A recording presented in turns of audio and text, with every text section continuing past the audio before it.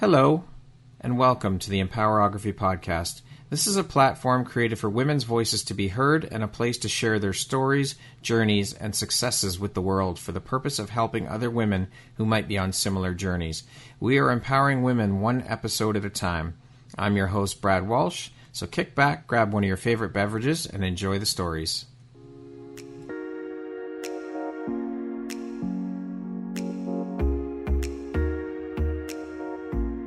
The world needs to hear your message and your story, so don't deny the world of that gift within you that the universe has given you. Someone out there needs to hear your story because it will support them in feeling hope, inspired, and even transformed. Do you want to discover how I help get my clients out of their own way, show up, and confidently share their message? I would love to extend an invitation to you to join me in my free masterclass, Start Your Own Podcast from Idea to Implementation, on Wednesday, April 5th at 1 p.m. Eastern.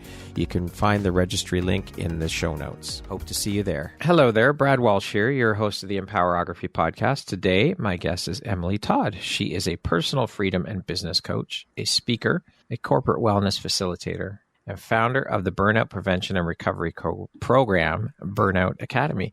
Welcome, Emily. I am so happy to have you here. We were just talking before we jumped on air about all the other women who are friends of yours that have been part of the Empowerography Club, and now you are a member. So welcome. How are you doing today? I am so honored and excited to be here, Brad. And yes, so many of my favorite women in this world have been on your podcast, and I was starting to feel a little left out. Well, now you are here. You have arrived. Emily has arrived, people. I'm here. No. And I am so happy and grateful to have you here and honored. I am really looking forward to jumping in and sharing all about your story and your journey and the beautiful light you put out into the world through the work you do. So welcome, and let's get started. Let's go, Brad. I'm ready. So I'm ready to join the club. Yes, you are in. You are officially past the velvet rope and in the front door. So it feels so good. With all of those hats you wear, that is one hell of a resume and a lot of hats you wear. It would seem, though, that there's a common thread running through all of them, and that is wellness or freedom. I'm curious, with all that you do, all these titles that you possess, the hats that you wear, how do you prioritize, and how important is prioritization and organization to you? So important. In short, I come from a background, as you know, in the 9-to-5 world in tech and startups, where I was always also very busy.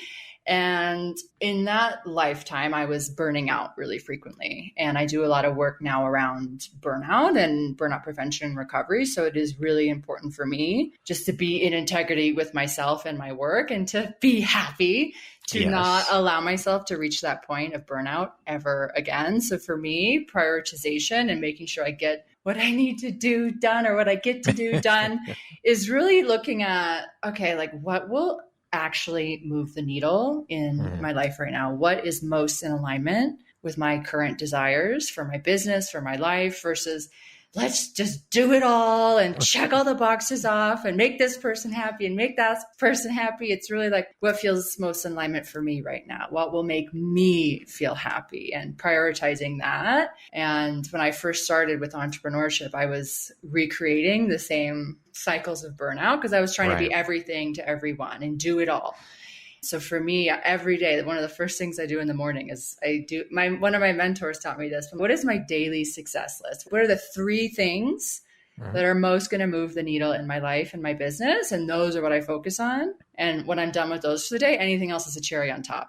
But I got to make sure those 3 things get done. And so it's feeling into that. Sometimes the night before I'll do it. It's like, what is really a priority right now? Or what is my mind perceiving to be a priority? So that's one of my main kind of anchors in making sure I'm not flying all over the place and of no value to anyone when I'm in that place of burnout and overwhelm and chaos. And I find too that giving myself that structure really allows my femininity, my creativity, and my passion to really flourish in that structured container. Because when you're trying to do everything, right, it can be really hard to tap into that. We talked about this before we started recording, but that feeling of flow And so giving myself those guardrails each day is like, okay, this is important. This is what I'm prioritizing. And I get to play in this. I get to flow in this. I get to create in this. So I love that. The guardrail analogy, keeping those guardrails up. Yeah. There's space between them. So, you can bounce back and forth. You just don't want to go over the edge. So yeah. I love that. How can I rein myself in? Because I have a big personality. I have a lot of energy, and it's really important for me to make sure it's being funneled into the right places. Yeah. And so with you wearing so many hats and knowing the importance of routine and regimen, what does your morning routine look like?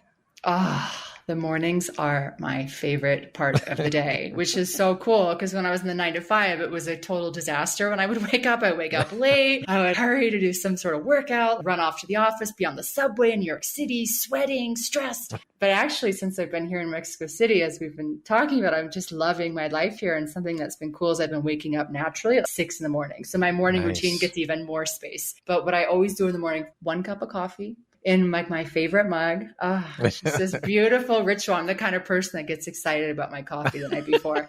And then I'll sit and I'll do my journaling practice. I always do some sort of visualization or meditation. And then I always do some sort of physical movement to get into my body and out of my mind.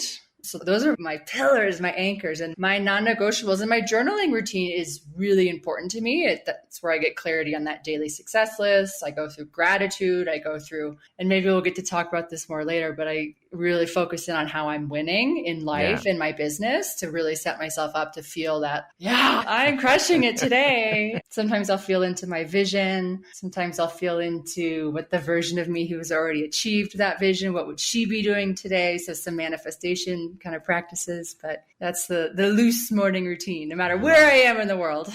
Love it. Emily, what drives, motivates, and inspires you to keep going and excelling at all that you do?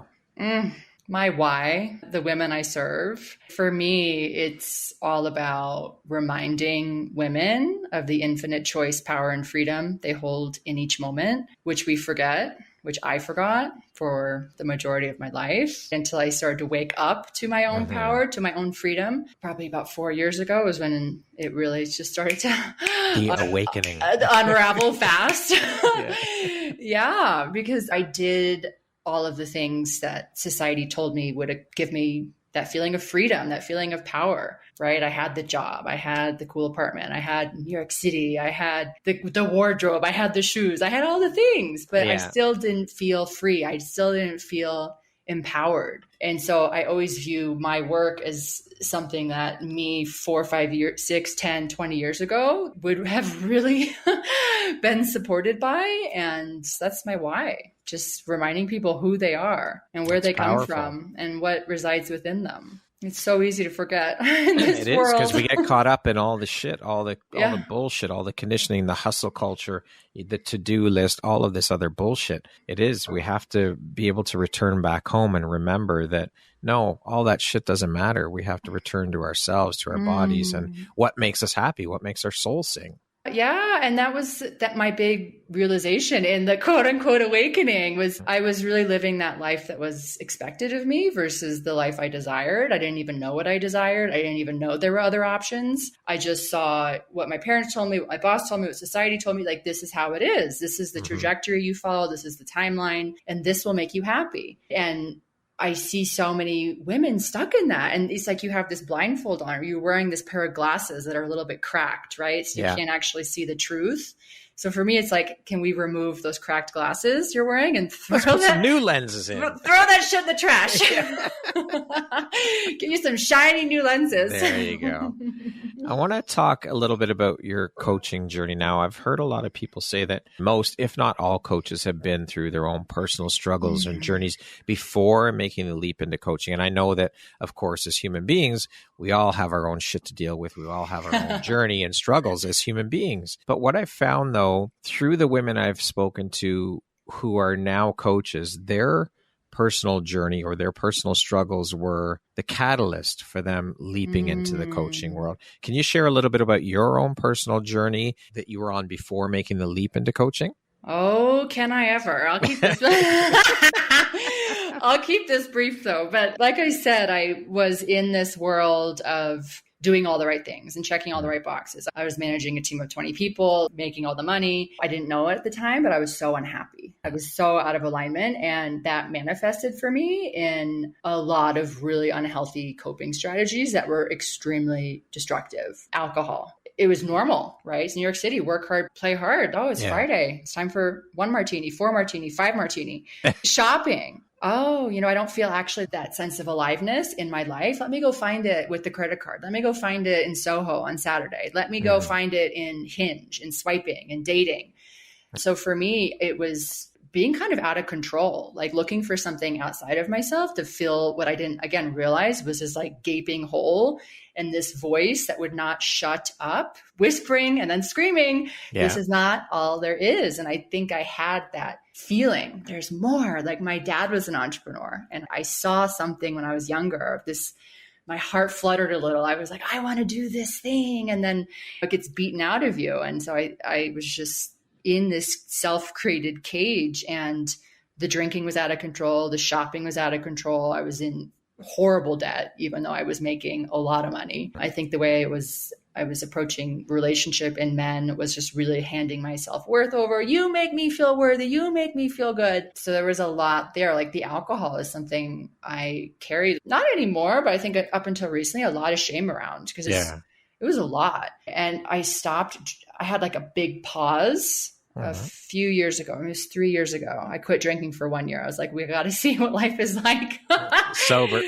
Yeah. Well, and that was a game changer for me because I brought alcohol back in a few years ago, but I could see how I was using it to just numb, to avoid, to quiet that intuition, that inner knowing. And for me now, if I do choose to drink, it's more like, okay, let's have a glass or two. And it's out of pleasure versus out of let me numb my life away. It's controlled. Yeah. How have these experiences then helped shape the Emily you are today, both personally and professionally, do you think? I think that everything that we experience in life is for us. I truly believe that. So I think what I've grown through with the low self-worth and something else we can touch on, imposter syndrome and alcohol. And I mean, something else I didn't mention, I experienced some pretty heavy depression in my 20s. And I think all of that built resiliency, built empathy, built compassion, built just like this.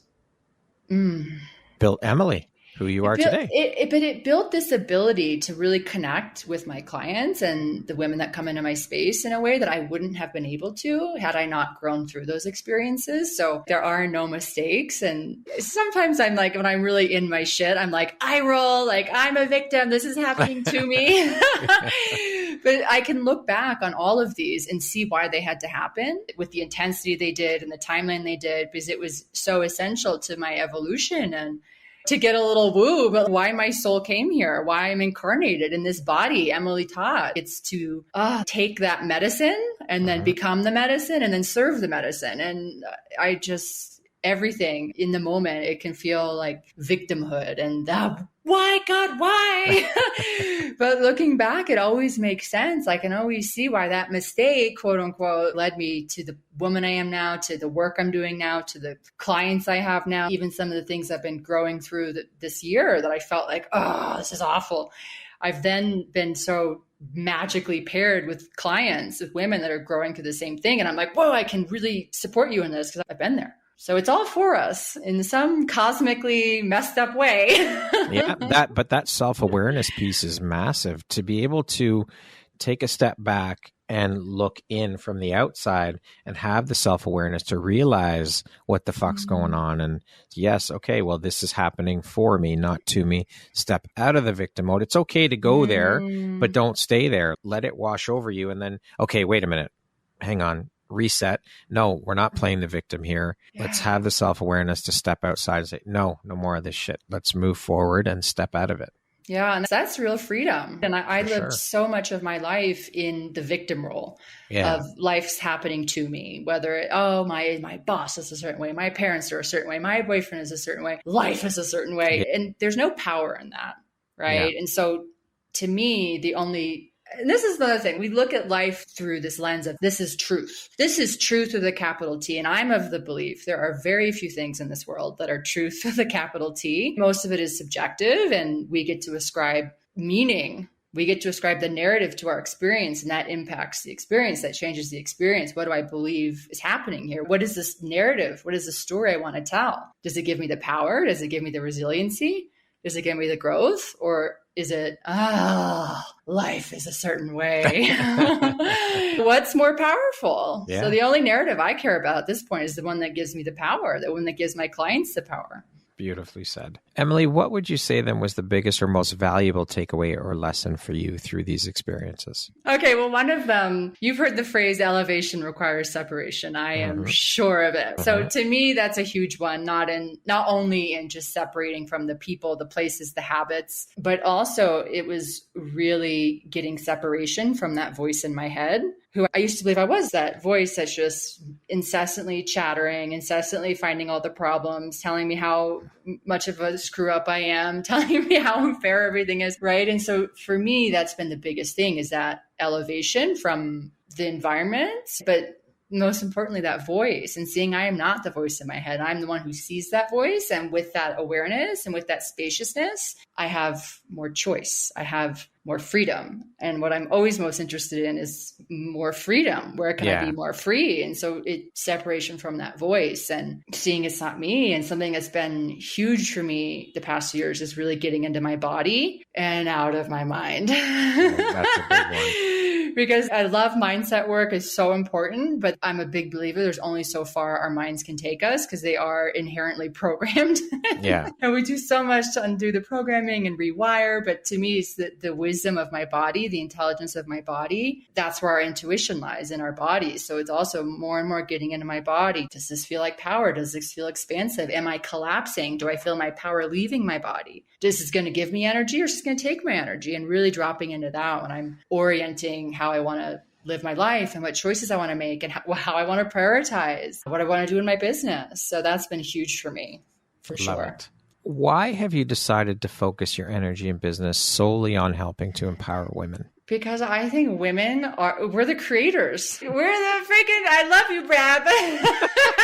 No, it's all good. No, but like there is so much just power and wisdom and creativity that lies within the feminine. And I believe the way women see the world and the way we can bring so much compassion and awareness and consciousness to our lives, to our businesses, to our companies is so beautiful. And I think women's voices and their intuition and that knowing we have and that intelligence we have, that wisdom we have, has been silenced for a long time. Or a lot of us have been told, oh, you're crazy, or that doesn't make sense. I am such a stand for women rising up into the power, the freedom, the alignment they have always been. And men are fucking amazing. I love men. I love men. But I see there's so much that women did not receive for so long. And so I think in a lot of ways we're not catching up, but we're just getting that foundation even more solidified.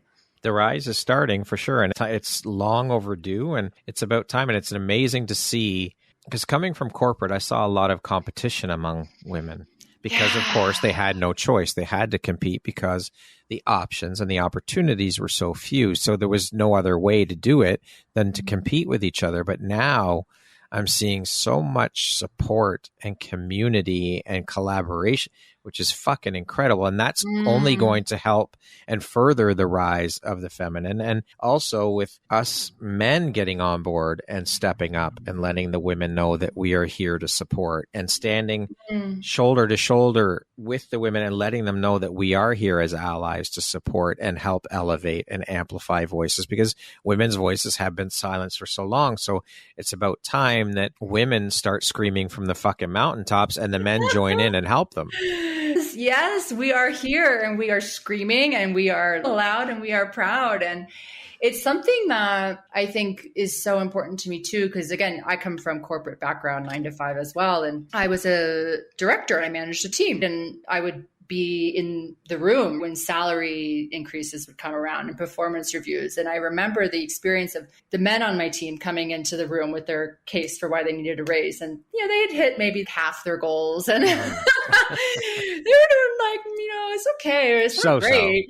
Yeah. And they were like, I deserve a $30,000 raise because of this. And I was like, oh, that's actually quite convincing. And then, and then I would have these incredible women on my team come into the room and, they'd hit 9 out of 10, 10 out of 10 of their goals. And they were like, oh, Emily, I don't know if I deserve a raise. I don't know if I fully am ready. And I was like, oh, I see it right in front of me. This is how it's unfolding. These incredible women on my team telling me, I don't deserve this raise, even though they are outperforming the men like crazy. So that confidence and that self-worth and that ownership of their power and who they are, I'm just such a stand for. And I look back on those boardroom experiences and sometimes I get a little inflamed. Like, that was ridiculous. And those men often, they got raises because they were really good at making the case for it. They spoke up for it. Yeah, absolutely. How long have you been coaching, Emily? Well, officially, about 3 years officially, but unofficially, probably about 10 years. Okay. In my last role before I left my 9-to-5, I was managing, like I said, a large team. And that's what I loved doing. I was technically director of growth, director of marketing, but towards the end, I was like, I don't care about that. I just want my weekly one-on-ones with my team. I want to sit down and hear about their goals and their dreams and their personal lives and their professional lives, what's blocking them. And, some of my team would call me Coach Emily, and my CEO was always like, I don't know what it is about your management style, but your team is always crushing it and they love you. And so that was for me, that little data point of, I wonder if I could do this for a living. And here we are. Now we're certified and we have a website. But what is it then that sets you and the work you do apart from other coaches? Why would they choose to work with you over someone else? Well, I think it's just when you find a coach that you're meant to work with, I think first of all, it's a knowing. It's just, wow, that person sees me, that person gets me. I think it ultimately can have very little to do with certifications and what modalities you have. But I think the women that choose to work with me because they see that I have been where they are and that I understand the experience. And they see that I have taken myself from that experience, because I work with a lot of women that were me 4 or 5 years ago in the 9-to-5, checking all the boxes. Everything should be great, but they're not happy. And so they feel that claustrophobia of, well, how do I break free? How do I even figure out what my dream is? How do I create my dream? And so I think they see me and they see that I've done that in a way that's really in integrity to me and who I am and what I desire. And I keep it really real. I am always very transparent with my clients about what I'm experiencing and what I'm growing through. I'm not a believer in a coach being on a pedestal of, I'm a perfectly evolved human. When someone's portraying that online, I'm like, things off here. I'm calling bullshit on that. I'm calling bullshit on that. So I know my clients love that I've been there. And I do a lot of business coaching recently as well. And not to ever knock anyone, but I do see a lot of 22, 23-year-old business coaches. And I'm like, I'm not sure there. I've been in startups. I've been in entrepreneurship for 15 years. So there's an embodiment there. I have attended the School of Hard Knocks. Yeah. So a 22, 23-year-old, what life experience do you really have by 22 or 23? There's some meme on Instagram. If only we could all have the confidence of a 22-year-old life coach. What would you say are 3 of the most important lessons you've learned in your journey as a coach so far? You ask such good questions. I think one of the biggest ones, and we've all heard this phrase too, is what you focus on expands. And that to me, I've heard it for years, but really starting to understand what that means in the past few years is that I really get to control and influence my own reality by what I'm focusing on. And it's really been this practice of, because entrepreneurship and becoming a coach and all of it, it brings up all of your greatest wounds and shadows and traumas and insecurities. And it's been shadow work like no other, but it's like processing all of this dirt that's getting dug up. But it's also focusing on, okay, where am I winning? How am I winning? How am I more resourced and resilient than I realize? And training myself to focus on that. That's part of my morning journaling practice, is every morning, how am I winning? To train my mind to really see that. And something I had learned about last summer in a course was it's called the reticular activating system. And it's just been a game changer for me. So that's this little device in our brain that filters the billions of pieces of data we receive on a daily basis. So once I learned about that, I'm like, oh, okay. So there's literally infinite things unfolding before my very eyes. But my reticular activating system is focusing and filtering, right? Depending on what I'm feeding it. So it's like the red car phenomenon too. Like, right? Oh, okay. I got a red car. Now everyone has a red car. Or I got this pair of shoes. Now everyone has this pair of shoes. So every day I'm training my reticular activating system. This is how I'm winning. This is how I'm resourced. And then I start to see more of that because my brain is more interested in that. And it's expanding in my experience. I'm picking up more and more examples of how things are working out in my favor. So that's been huge for me. It's powerful. I mean, entrepreneurship, I think, is one of the biggest tests or lessons or things that will stretch you the most in your life. Like it shows you things you never knew existed in your body. It stretches muscles you never knew you had. It pushes you. It stretches you. It's a fuck of a journey. It's a long, hard road, but it's incredible. It's one of the biggest learning lessons in life. You will learn so fucking much about yourself in your entrepreneurial journey. Yes, massive. And I'm such a stand for being honest about that journey because we had talked about this when we first connected. I feel very strongly that entrepreneurship is portrayed in a very fantastical way online. It's all skipping on beaches in Bali and time freedom and it's all amazing. And I had that belief coming into entrepreneurship and that kind of messed me up at first because it wasn't the reality of what I was experiencing was not matching what I was seeing on Instagram. So I was like, what am I doing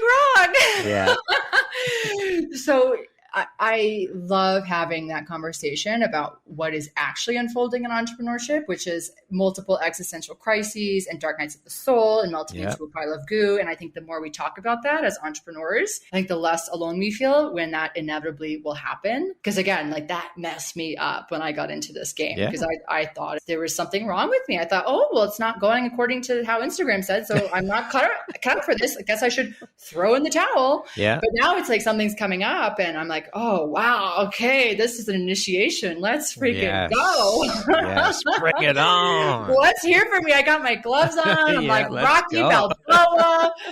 I'm ready to get in the ring. You had said 3 lessons, Brad, and I only gave you 2. Should I give you 2 more? Give me 1 more. Oh, no. Okay. So a big one for me is stop getting ready to get ready. Yes. Because I was a massive perfectionist for most of my career. And so that tendency to let me just cross off everything and dot all the I's and cross all the T's and make sure I'm the expert, make sure everything looks great, make sure my website's perfect, make sure my messaging is perfect, make sure I have all the certifications. It had me in this cycle of never actually doing the thing and just getting ready and waiting for the perfect time. Yeah.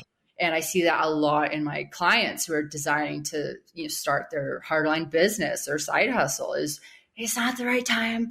I got to do all these things first and got to rebrand and to me, it's such a brilliant strategy from our minds to keep us exactly where we are and to keep us safe yet suffering versus getting out there and getting messy and getting in the game and making the quote unquote mistakes. And that's what we fear when we're in this cycle of getting ready to get ready. Let me be perfect before I do anything. And there never is a perfect time. No. It's like saying just to a woman or a woman saying, oh, I'm not ready to have a baby yet. It's not the right time to have. It's just something that you just got to do. You can't get ready for it. You can't. Let's just jump in and fucking do it. Otherwise, you'll never do it. Amen. And it's like when we're in avoiding doing the thing because we're avoiding making mistakes, being imperfect, we're avoiding the lessons, we're avoiding the growth, we're avoiding honing our craft. So that's been a big one. So how has your coaching style evolved then since you first started out to now? I think when I first started, I was much more in purely the conscious mind and in strategy and mindset work and all of that, which is so perfect and beautiful and huge. But in the past, I would say 1.5 years, I've gotten much more into the body and somatics and the subconscious mind and the energetics. So it's gone, I think, more from being purely head-based to being body-based. Yeah. And I love bringing the two together. I think we need both. Yeah. Like, absolutely. And I have also gotten much more into, again, energetics and manifestation and the laws of the universe. And I love bringing those in and applying those to life and to business. And again, like when we talk about when a coach is meant for you, like I don't work with entrepreneurs who are like, this is how the world is. It's very purpose driven, soul driven, a slight little bit of woo in there. Yeah. Right. So I'm not the coach for everyone, but that's what is alive and active for me. And that's my truth. And so that's become a huge pillar of my coaching. Now, I want to speak a little bit. You've mentioned it a couple of times, burnout, and how it relates to what I'm seeing and hearing from a lot of women in particular that I speak to. And what, in your opinion, or through your work with the women that you do work with who are suffering from burnout, what seems to be 3 of the top causes for women experiencing burnout, and why do you think it's affecting more women than men? This is one of my favorite topics in the entire world. So women are being disproportionately affected by burnout. That's in all of the statistics. And I got really curious about that the past 2 years. Why is that happening? And I think there's quite a few reasons, but I think one of the big ones, and we already alluded to this, but we look at these different kind of archetypes, right, that we operate under. And for women in burnout, I would say the perfectionist and the people pleaser are 2 really big reasons why women can drive themselves into burnout at higher rates than men. So you have that perfectionist in the office who, this was me, rereading that email 40, 50 times before I sent it out, making sure every slide on my deck had the periods in the right places, the commas in the right places. And I think women are just habitualized into that perfection game, right? In our bodies, in our booties, in our Instagrams, and all of it. But I think that really spills over into the office. And there's a shadow side and a gift to it, right? Like we deliver this really high quality work. And but the shadow of it is that we can spend so much of our time and energy trying to be perfect at all times at the office. And I think that's a huge driver of burnout. And then I think you also have the people pleaser. I don't want to let anyone down. I don't want to say no. I don't want to, set that boundary. There's that fear of being disliked. There's a fear of saying, oh no, I can't deliver that by Friday. It's Thursday night. I actually am going to be delivering that to you on Tuesday. That's what's true. There's a fear, right? There's a fear of, oh, my boss, I'm going to let my boss down. Oh, what is he going to think? Or something bad's going to happen to me. So those are some of the archetypes that I really see. And then also the hyperachiever. I think a lot of women, and I, again, myself included, I was like, I am going to keep up with the boys. I am going to show my boss, I am just as strong. I'm going to be, okay, they're going to be here till 9 p.m. I'm going to be here till 9 p.m. Oh, it's midnight this week. I'll be here till midnight. Like, I'm going to one up you. Like, I'll be here till fucking 1. Yeah. I mean, I was in a very male dominated space. I was in tech. And so I think there was a subconscious belief. I wasn't conscious of it at the time, but I want to keep up with the boys. I don't want to be viewed as weak, even though we all know this to be true. When you're exhausted and at the office till midnight, you're not necessarily more productive. So in retrospect, I'm like, okay, well, I got like this incredible amount of work done in this 3-hour period. I'm freaking done for the day. Why didn't I just go home? Yeah. No. But it's like, I want to achieve and be viewed in a certain way and keep up with the boys and all that. And I think obviously there are boundaries. Fearing, setting boundaries. And then the last one I'll say is I think our relationship with pleasure and joy and aliveness. I think when you look at how a lot of humans, not just women, but humans spend their free time outside of work, it is full of shoulds. It is full of, I got to do this thing. Oh, I got to learn this thing. Oh, I got to be productive. And it's very little of our free time is actually filling our cup and actually lighting us up. Yeah. Right. Or it's, what we're all guilty of. It's scrolling on Instagram, it's watching Netflix and online shopping in our free time. And it's these false hits of aliveness and these quick, cheap dopamine hits that don't actually sustain us. They shoot our dopamine right up. We crash back down. Yeah. Versus on those nights and weekends, really filling up on what turns us on. And understanding what that even is. A lot of the burnt out women that come to me when we start to look at how their free time is being spent and how that might be impacting their burnout. I'm like, well, what do you really love doing? Because I'm looking at their calendar. I'm like, you don't want to go to Sally's brunch. You're going to a social event you don't give a shit about. Why are you reading this book? You don't like this book. You're reading this book for a year. Oh, because someone told me it was a great book and I would learn something. I'm like, what do you actually love? And often the question is, I don't know anymore. Yeah. I don't know.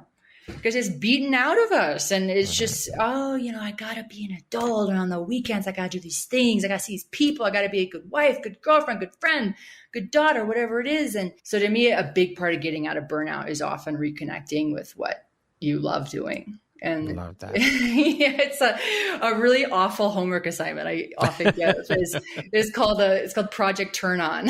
So it's like they get to make a list of 20 things that bring them pleasure, joy, and aliveness. And so I was like, 20?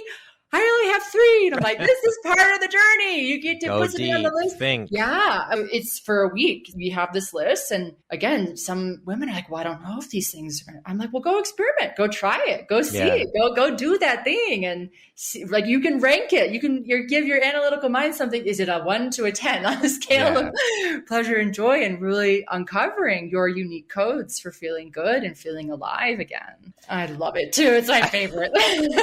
Are you seeing women come from certain areas of business that are experiencing a higher rate of burnout as opposed to others? I mean, I know that the healthcare industry is experiencing a very high rate of turnover due to burnout. So is there any specific areas that you're seeing or noticing, or is it just across the board?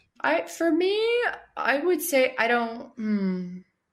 nothing is jumping out at me in particular in terms of the clients I work with, because my clients tend to be 9-to-5ers and tech startups. But I do obviously know that healthcare is record high levels of burnout. Huge. And I think everywhere is record high levels of burnout. You see the stats all the time. I used to have a Googler, and then I got too depressed seeing the burnout news every week, but it's gotten worse since COVID. And I think there's so many reasons for that. But I think one of the big ones is we got very confused what the boundaries were between work and being a human, because it all melted together during COVID, working at home. And I think a lot of us are still unclear, and or something I've seen a lot of is we created a new standard of over delivering and always being on and working all the hours because we didn't have anything else to do. And so I see this a lot in my clients. It's like, well, I got promoted because I have this way of working, and I'm afraid of what will happen when I stop doing that. Because I've built a reputation as, oh, so-and-so, wow, she's always responding to emails Saturday, Sunday. She'll deliver in 24 hours. And it's like, that's become a prison. Yeah, for sure. A self-imposed prison. Yeah, self-imposed prison. Yeah. But I saw that a lot with women coming out of COVID. It's like, how do I get out of this? I have this personality now that everyone loves, but I'm freaking dying. Exactly.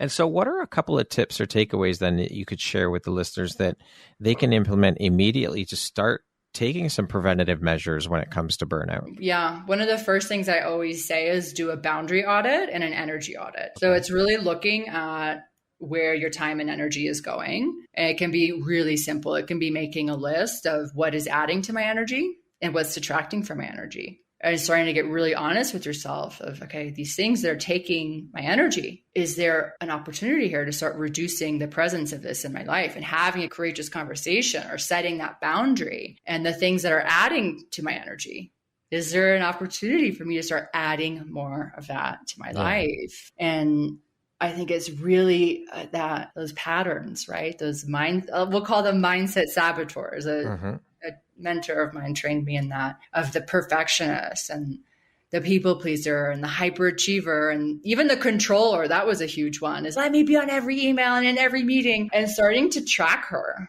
throughout the day and starting to see, is this a conscious choice I am making? Or is this a pattern, a habituated response that I'm falling into that is clearly driving me into burnout, or could have me on the highway there, the fast track to burnout? Fast track, yeah. So it's something I'll do, because awareness creates space and creates choice and creates freedom. So sometimes I'll have clients set a timer on their phone. It says 4 times a day, we're going to check in. If you're working with the perfectionist, you have a really active perfectionist. Let's see, how did the perfectionist show up since the last alarm went off? What's a different choice I can make next time? Why did she make that choice? Why did she say yes? Why didn't she say no?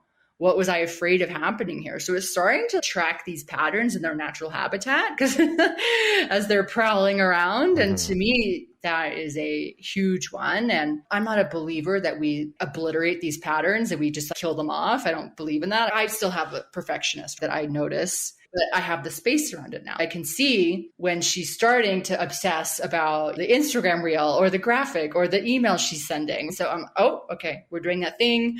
I can feel anxiety start to spiral in my body. I'm thought looping. I've been spending too long on this. I'm creating stories in my head. We're just going to hit send. We're just going to hit post. So there's space around it now. Let's speak a little bit about your Burnout Academy program. Can you tell us about that, how it works, and talk about your 7-pillar approach? Oh, I would love to, Brad. So first of all, the reason I created this program was I was very dissatisfied with traditional burnout recovery and prevention advice. You go to your HR department or you go on Google and it says, okay, well, all you got to do is just take more vacation, schedule more me time, do more yoga, meditate more. There's this app Headspace, or switch jobs, right? And to me, I have empirical evidence. None of those strategies helped me sustainably overcome burnout. I would come back from the vacation. I would come back from the meditation retreat, and then I would burn out again in a few months, or I would switch jobs. Because I was like, it's my boss's fault. It's my lazy coworker's fault. It's my CEO's fault. But then I would find myself in a place of burnout again. So that got me really curious. I was like, okay, it's not necessarily external, it's internal. I'm creating these patterns of burnout. It's within me. And until these roots are addressed, it's going to be a pattern that reappears no matter who your boss is, no matter what industry you're in. And I saw that really happen for myself when I became an entrepreneur. I was like, no more burnout, yay! And then a few months later, there we were again. So it's a pillared approach. It's 7 pillars. So we look at, and I've talked about a few of these already, but it's looking at your boundaries and your energy and where that's going. It's looking at your relationship with pleasure, joy, and aliveness and how you're spending your free time. Is it box checking and shoulding and productivity and all that? Or is it really filling your own cup? And it's looking at your beliefs around pleasure and feeling good and feeling joy and feeling aliveness. Because a big paradigm we live in is, when I do all of the things, then I'll feel good. Yeah. Versus when I feel good, I do good. And so it can be hard at first to get these high achieving women that I work with to get their buy-in on scheduling and making space for themselves. They're like, I don't have time for that. But I'm like, you will start to see that the more you feel good, the better you'll do at work, the more productive you're going to be. Because we all actually know this, how productive we are when, again, we're exhausted. It's 10 p.m. versus when we're well rested, did our morning practices. I had a great night the night before, and we're creative, we're productive. So it's really starting to understand that gets to be prioritized. Your life depends on it, because it does. And looking at another pillar is the mindset saboteurs, so the perfectionist, the people pleaser, the hyperachiever, the controller, and seeing how those qualities that initially made you successful are starting to run the show and drive you into burnout. Another pillar is nervous system regulation and looking at how you're actually managing stress. And I talked about this earlier, but my way of managing stress used to be drinking. It used to be, let's go out for happy hour. And I see that with a lot of high achieving women. It's that bottle of wine at night or 2-3 glasses. Yeah. And it's how that's not actually moving stress and anxiety through the body. It's trapping it. It's actually making you more exhausted and irritable, and your mindset is all messed up and your body feels awful. So it's like, how can we actually teach you different strategies that you can use? I have ones that are very quick that they can use in a boardroom. They can do it under the table or in the bathroom stall. It doesn't have to be a 30-minute meditation. I'm interested in what someone's actually going to do. Right. So I make the techniques very easy. And then I have so many pillars. Also, reconnecting with your values and your vision and your why. Because I always say this too. I think there's 2 types of burnout. There's soul burnout, which is, I think, a lot of people who are saying, like, I'm burnt out, but you look at their schedules, they're actually only working 7-8 hours a day. They're not working weekends. They're taking all their vacation. And to me, that's soul burnout. That's when you're so disconnected from your why on this planet, for your life, from your values, from your vision. So I think a lot of the work around burnout is reminding you why you're doing what you're doing and why you're here. And then another pillar I think is really interesting is intuition. Women and their intuition. Yeah. Because to me, burnout is not something that happens overnight. It happens over an extended period of time where we ignore our intuition and ignore our body, ignore our knowing. So it's starting to reestablish that connection. And, our intuition, right? We know this gets quieter the more we stomp on it and don't listen to it. So it's really starting to open up that pathway again. And then the last one, Brad, I promise I've done, is authenticity. And I think a big one I see with women in burnout, and that I used to absolutely do, is just this performing at work and showing up, performing a character, and how you think people want you to show up, and how you think you're going to be rewarded. And we're not actresses, we're not actors. And so that gets really exhausting after a period of time of pretending to be someone you're not. And so, of course, depending on where your industry lies, there is professionalism. Of course, I'm not saying show up at work, woo! But it's like, how can you honor who you really are and stop pretending? Yeah. And put down that mask, because it's heavy. For sure. Yeah. Absolutely. What do you do, Emily, to embody and live the values that you preach and teach to your clients when it comes to embodying those and your personal freedom and burnout? A big one, what first came to mind for me, is really prioritizing my energy and really prioritizing feeling good and really prioritizing aliveness. And the busier my business has gotten, the more it's been easy. It's become easier to see why we make that choice to forego that prioritization, because there's a part of me that's like, ooh, we should say yes to this. Oh, wow. And this scarcity, right? If you say no, it's not going to present itself again, that opportunity. But so for me, it's a non-negotiable standard to always be operating from a space of feeling amazing and feeling good. And if I'm not, going into my very extensive toolbox to support myself, to resource myself. And every day making sure I'm doing something outside of my business, make sure every day I am living in some way and I am enjoying my experience, my very precious short experience on this planet, and really practice what I preach. Because again, it's a huge part of what I do with burnt out clients, but also entrepreneurs. Yeah. And so if I'm working at all hours and then preaching that's not congruent. No, it's not. That's not alignment. Yeah. And I'm such a believer in it doesn't have to be that way. There is a paradigm of hustle and grind that we are taught that is taught as this is how to be successful. And that's one way, but there are infinite ways to be successful and to live a beautiful life. And so I'm really devoted to that path. For example, I'm really rigid about not having more than 2 calls a day. Because I know when I go above that, my energy starts to contract, my mind gets fuzzy, I can get irritable. I don't know if you're into human design, but I'm a projector in human design and my sacral battery is a little lower. And so it's like making sure I'm honoring those standards for myself, those standards in which I know that I thrive. And I can show up best for myself and my business and my clients. Now, obviously, mindset plays a huge part in the work you do, and shifting mindsets. We've already talked a little bit about mindset. Can you speak to how important a part mindset played in helping you through your journey, and just how important mindset is to our daily routines and successes? Yeah, I mean, I think we talked about this a little earlier, but for me, getting myself out of focusing on what was wrong and focusing on what is going amazingly in my life and my business has been huge. And I used to live most of my life in the victim seat, in life is happening to me, versus I am the creator and I have infinite choice in freedom and power in this moment. And so I think mindset is so important. It's that voice that's up there chattering all the time. So until we can start to create that awareness of what the voice is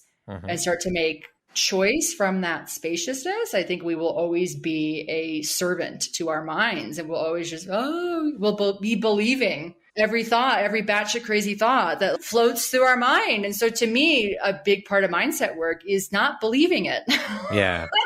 Is understanding it's not who you are, but also understanding you are the one that sees that, and creating as much space around the mind's chatter as you can, and getting in your body and out of your mind, and using tools like I talked about earlier with the reticular activating system. That is one of the biggest factors in how we perceive reality, and understanding I actually have control over what its filters are and what it picks up around me, and that what you focus on expands piece. It's so simple, but to me, consciously every day, how can I program that to bring in more of what I desire? Emily, what would you say is one of the most important things you've learned in your life? And what was your life like before learning it? And what was your life like after learning it? Oh, you know what I'm thinking of?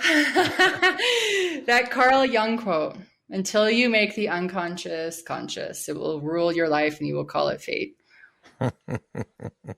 And so it's understanding there's always a reason why we're doing what we're doing, why I'm doing what I'm doing, and just getting curious about everything that's unfolding. And instead of judging or I can't believe this is happening or you're so stupid, it's just getting curious. It's bringing curiosity to, I think, everything that's unfolding and how you're showing up and how your partner's showing up and how your coworkers are showing up. It's like, what's really happening here? Why could this be unfolding? And I think that just opens up your lens and you're able to see things from such a more expansive and empowering way versus, oh, things are just happening. And it's bringing that unconscious narrative pattern out of the closet, out of the dark shadows and shining light on it. And with that, it starts to dissipate. It's like pulling the boogeyman out of the closet in a way as well. I first got interested in this personal growth work really young. I would go to soccer practice when I was a kid and my mom was playing Eckhart Tolle. And I was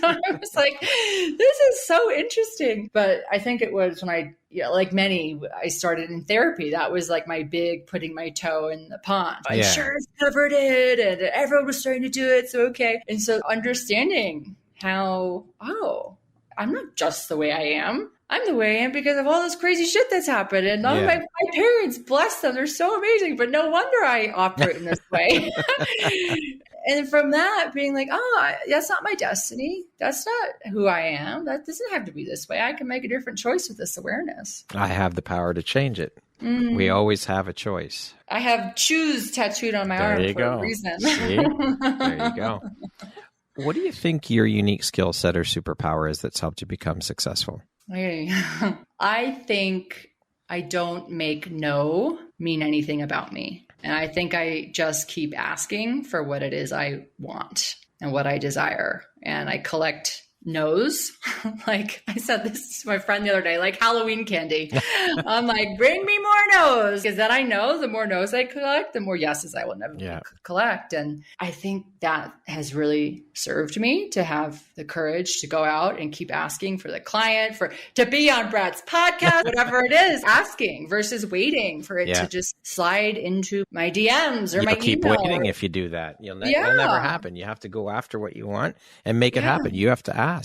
Yeah. And if someone says no, expanding, like at first it used to feel really scary to me to receive no's. And I know for a lot of women, it feels really scary. It feels like, we don't actually realize this, but in our nervous systems, there's this complete panic response and your heart is racing, your throat is tightening, and you feel like it means something very bad. Like you're gonna die, or the lion is chasing you, or they think you're a terrible person. They think you're stupid, whatever. But I just have expanded over the years my capacity to receive no's and understand it doesn't mean anything about me. And I think when we have the courage to ask for what we desire, we are unstoppable. And there's some quote, the life you desire is one ask away. And I've really seen that to be true the past few years. I love talking about this too, because I think that no, that tiny 2-letter word carries a lot of fucking weight.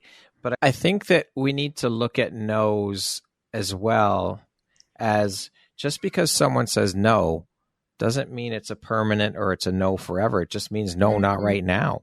And you can revisit that. So I think being able to wrap our heads around that as well and realizing that no is not always or necessarily a permanent no. It just means no, not right now. And revisit it. Oh man, yeah. But that fear of rejection is so real. It is so primal. And in the body, it can feel like I'm going to die. Something really bad's going to happen. I was rejected. Oh my God. If they say no. And so when I start working with a lot of my entrepreneur women, it ultimately comes down to that. Yeah. So more often than you would believe, what the biggest block is.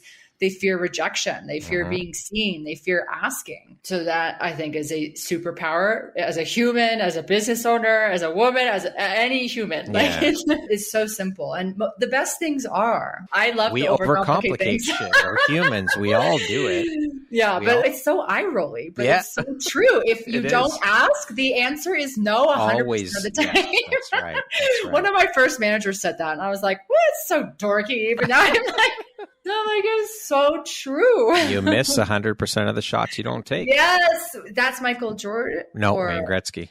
Oh, okay. Because there was a poster in one of my offices with that. It was near the bathroom. I remember walking by it and always rolling my eyes. And now I'm preaching it. Funny how things work, isn't it?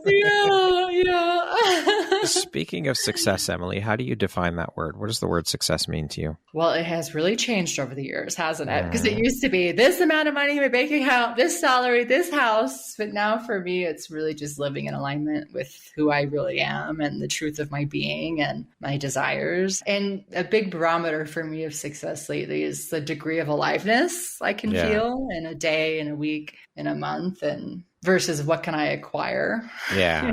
What can I check off? How do you define the word empowerment? What does that word mean to you? I think it's remembering who the fuck you are. Who you are beyond the labels and the external shit. And it's just remembering that you've always had the power. You've always been the power. Think about the sun, right? At night, you don't see it shining, but that doesn't mean it's not there. That's burning. right. And so it's like your power is always there. It's always burning. We can forget. We can be wearing those shitty glasses we talked about earlier.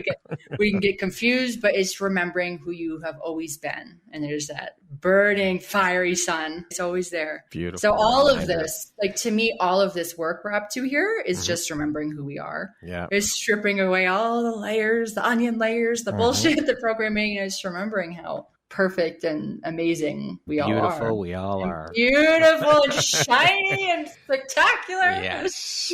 Okay, we're going to jump into a little rapid fire section here. So the next grouping of questions will just be 1, 2, 3 word answer type thing, okay? Ooh. How would you describe yourself in one word? Free. If you could teach the world one thing, what would it be? Pleasure is productive. What is one thing you love about yourself that is not related to your physical appearance? My heart. What's one thing you want but cannot buy with money? Love. Partnership. What is your favorite self-care practice? RRT, rapid resolution therapy. If you could be remembered for one thing, what would it be? My laughter. I love your laugh, Emily. I love it. That concludes our rapid fire section. Now back to our regularly scheduled program. Ooh, okay. What is one lesson your career has taught you that you think everyone should learn at some point in their life? I have the answer, Brad. I know you do.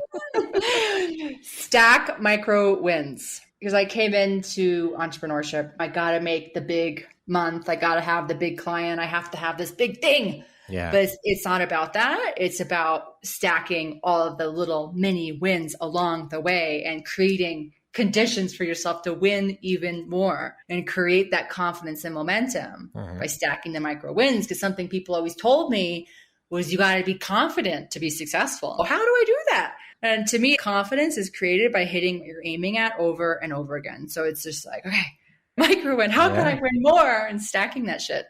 But I think we also need to take note and remember that we need to fucking celebrate those wins when we get them too, because that's something that we do not do as human beings for the most part is we don't take the time to slow down and celebrate the wins. And even if they are micro wins, who gives a shit? They're still wins. You got to celebrate them. Celebrate the micro and the macro wins. We need to, because when we do that, we got to keep in mind that it also creates a ripple effect and lets people know or gives people that permission slip that, hey, Brad or Emily are celebrating. I can fucking celebrate too. Yes. Right? I love that so much, Brad. Another awful homework assignment I give clients is self-celebration. And they're like, there's nothing to celebrate. I'm like, this micro win, this small win that your conscious mind is saying, that's not big enough. That's not sexy enough. You get to go celebrate it this week. Yeah, absolutely. Go on a solo date, buy yourself some flowers. I'm celebrating all the time. People think I'm a little crazy sometimes. I'm like, well, that's why you're not as happy as I am. There you go. What is something surprising that you've learned about yourself in the last year? Something surprising, I think, is that I'm really good at getting messy and really getting in there and messing things up and finding out. Well, what is that? Fucking around and finding out. I come from this background of being a perfectionist and being like, I'm going to follow all the rules. But I think something I've learned is, wow, I'm really good at getting in the mess and figuring things out and just jumping in, flying off the cliff and just figuring out as I go. I didn't fully trust that and know that about myself until the past year. I was like, oh, there's nothing I can't figure out. What is your why? I think it goes back to reminding women who they are, who they've been all along, beneath all the bullshit and all the programming and all the habituated thinking. And it's just, we are incredible and there's nothing we can't do and we can't create. I'm a big believer we are more often than not the only thing standing in our way between us and what we desire. And there's nothing that just makes my heart just sing more than that moment of seeing that aha moment of like, oh, I've been making it so complicated. I can just do that. We are our own biggest hurdles. 100%. We're our own worst enemies. Yeah. I don't have to adhere to this timeline, this box checking, or I can make the courageous ask, or it's okay to mess it up and be messy and be imperfect. Yes. The possibilities are infinite. Yeah, truly. No, truly. Yeah, that's the thing. Absolutely. If you had the opportunity to sit down and have a 1-hour conversation with one woman, any woman in the world, who would it be and why? Well, I'm in Mexico City and I just went to Frida Kahlo's old house. There you go. Casa Azul. And I would have to say Frida Kahlo at the moment because to me, she is such a trailblazer and so unapologetically herself. And just didn't give a shit and just created what she desired to create and used her voice. And it's just, she's so weird and wacky and wonderful. And she did that before it was cool. She did that when it was like dangerous to do that. So I just think she's amazing. She has a really cool house here in Mexico City that's painted all blue. Nice. And full of gorgeous art. Beautiful. If you could go back, Emily, and give your younger self one piece of advice, what would that piece of advice be? That you can't mess it up. You just can't. Stop worrying so much. Do it. Just do the damn thing. Just do the damn thing. Yeah. Lastly, if you were to deliver your last 30-second speech to the world, your corner of the world, your tribe, your people, your ladies, what would that last 30 seconds sound like? What words of wisdom would you impart? I would say that you are here for yourself. You are not here for the opinions of your friends, your parents, your partner, your coworkers. You're here for yourself, and that's not selfish, even though you've been told it is selfish to prioritize yourself. I'm not going to go into that, but I had an ex-boyfriend tell me all the time, you're selfish. I'm like, I don't think you get what that means because there's this programming that if you focus on making yourself feel good and alive and connected and peaceful, that's so, so selfish. And I think the greatest thing we can do for our communities is to tend to our own backyard and our own energy, because that is when you have the most impact in this world. So anyone who tells you it is selfish to focus on yourself is very confused.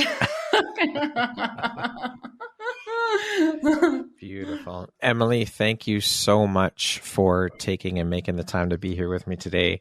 It was an absolute pleasure and honor to have you here and to finally have the opportunity to sit down and speak with you and learn and share in your journey and the beautiful light you put out into the world through all the work you're doing. I appreciate you, and I'm so grateful for our connection, our friendship, and for you being a member of the Empowerography community. Thank you so much for all that you do and all that you are. Oh, Brad, my heart is so full right now. Thank you for having me. I am so honored because there are so many incredible women that have walked before me and joined the club. Here I am. You have arrived, Emily. So thank Welcome. you. Thank you so much. It was such a pleasure. The pleasure was all mine. Once again, my name is Brad Walsh, host of your Empowerography Podcast. Today, my guest has been Emily Todd. She is a personal freedom and business coach, a speaker, corporate wellness facilitator, and founder of the Burnout Prevention and Recovery Program, Burnout Academy. Thank you so much, Emily. I hope you have a beautiful rest of your day. Thank you, Brad. You too. Thank you very much for listening to this podcast. If you haven't yet, please be sure to subscribe, rate, review, and share with all your friends. You can find me at viseuphoria.ca and follow me on Instagram at Empowerography Podcast and on Facebook at Empowerography. Please join me next time for another inspirational story from yet another amazing woman.